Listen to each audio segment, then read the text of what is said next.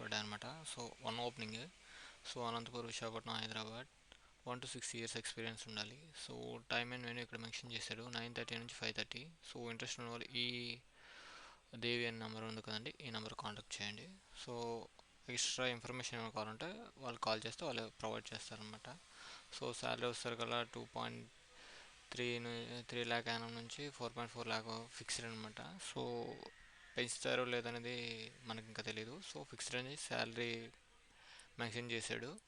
So department చూస్తారు కదా, sales and business development. So full time permanent, అదే full time అనమాట పర్మనెంట్ వర్క్ అనేది. సో ఎడ్యుకేషన్ డీటెయిల్స్కి వస్తారు కదా, గ్రాడ్యుయేషన్ ఇస్ నాట్ రిక్వైర్డ్.